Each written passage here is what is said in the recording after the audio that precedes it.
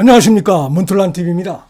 자, 한동훈 대표는 지난해 12월 하순에 이제 비대위원장을 맡았는데, 뭐 그 전부터 주목을 받았지만, 자, 이 정치권에 들어오면서 아주 더 폭발적으로 관심을 받았고, 당시 한동훈 대표가 받았던 대선 지지도를 보면은 얼마큼 그때 당시에 한동훈 대표가 폭넓은 관심을 받고 지지를 받았는가를 볼 수가 있죠. 요건 이제 코프라라고 하는 여론조사기관이 자체 조사한 것인데, 지난해 말에 실시한 것입니다. 호감도 조사를 했더니 당시 지난해 말에 한동훈이 47, 이재명이 42였어요. 그 다음에 적합도 조사도 보면은 약간 다른데, 호감도, 적합도 조사도 보면 역시 똑같이 한동훈이 우위로 나옵니다.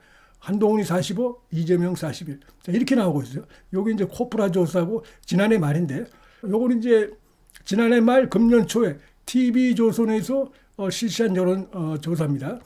양자 대결을 실시했더니 똑같이 나왔어요. 한동훈 38, 이재명 38. 이렇게 똑같이 나오고, 그 다음에 이제 연령대도 보면은 20대에서는 한동훈이 그때 앞섰었죠.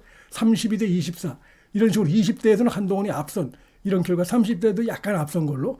자, 그래서 이런 부분들이 정치권이 막 들어왔을 때 상당히 폭발적인 관심과 지지를 얻고 있었다. 자, 이런 걸 보여줍니다.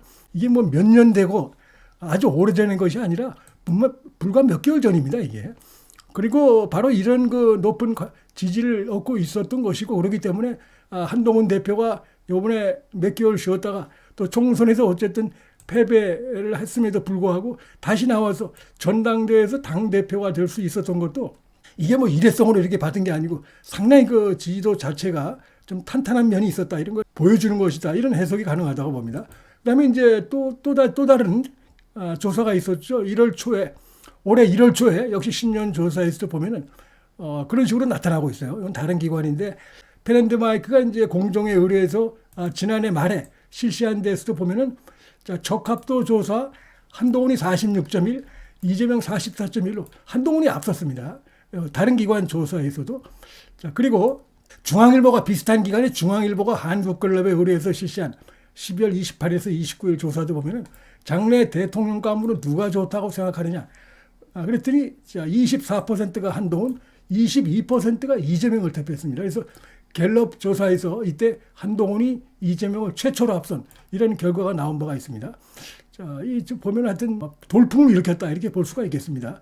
등장하면서 더욱 돌풍을 일으켰다. 물론 법무장관 시절부터 팬덤이 형성되고 했지만은 이제 본격적으로 정치권에 들어오면서 그것이 그대로 그냥 가속도가 붙었던 이런 것이고, 이게 이제 완전히 사라지지 않은 것이, 거품이 아닌 것이 전당대회에서 완전히 63%의 압도적으로 찬성을 얻어가지고 지지를 얻어서 당대표가 됐다는 것이, 바로 이때 받았던 이런 것들이 뭐 결코 우연이거나 이런 것이 아니고 상당한 뿌리가 있는, 저변이 있는 것이다, 이걸 보여주는 것이라고 하겠습니다.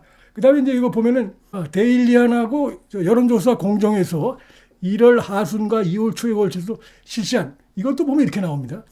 양자 대결. 그러니까 지금 양자 대결, 다자 대결이 있는데, 다자 대결에서는 뭐 이재명이 조금 앞서거나 이런 것도 있었지만, 양자 대결을 붙여보면 한동훈이 앞선 이런 것들이 막 쭉쭉 나오기 시작했죠.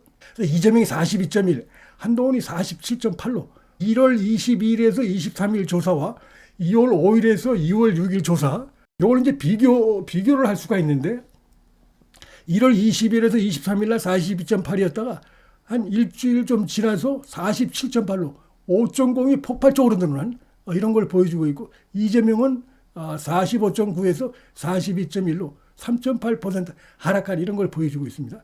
자, 그리고 서울에서 한동훈이 크게 앞선 48.2 대 이재명 42.8, 인천 경기도 이렇게 47.0 대 41.6으로 자, 서울과 인천 경기에서 앞선 걸로 돼 있는데, 물론 이제 총선은 국민의힘이 패배했는데, 당시 분명하게, 요건 뭐 나름대로 여론조사는 이제 과학이라고 하는데, 여러 기관에서, 갤럽을 포함해서 여러 다양한 조사기관에서 이게 이렇게 나왔다는 것이 이제 분명한 팩트입니다, 이게. 한동훈 개인에 대한 지지는 대단했다. 그리고 이제 뒤집어서 얘기하면, 다른 각도로 보면 역시 이제 정권 심판, 뭐 정권 평가 이런 것들이 지난 총선에서는 크게 작용했다. 이렇게 해석할 수 있는 부분이라고 생각이 됩니다. 자, 이제 뭐 차기 대선으로 가서는 이제 뭐 총선하고 좀 다르게 나오게 하기 위해서 지금 여러 가지 다양한 아마 고민들을 하고 하나하나 실천에 옮기고 있는 것이다. 한동훈이. 예를 들면 뭐 당 운영 평가. 요때는 완전히 이제 이재명이 막장 공천을 막 하기 시작할 때죠. 그래서 당 운영 평가에서도 보면 이제 한동훈이 앞선 걸로 44, 이재명 40. 대선 적합도로 가면 이재명이 좀 앞선 걸로 37, 34 이렇게 나타난 바가 있습니다. MBN도 조사를 한 바가 있는데 자, 다양한 기관들이 조사를 했어요. 다양한 매체가. 요거는 이제 2월 5일에서 2월 6일입니다.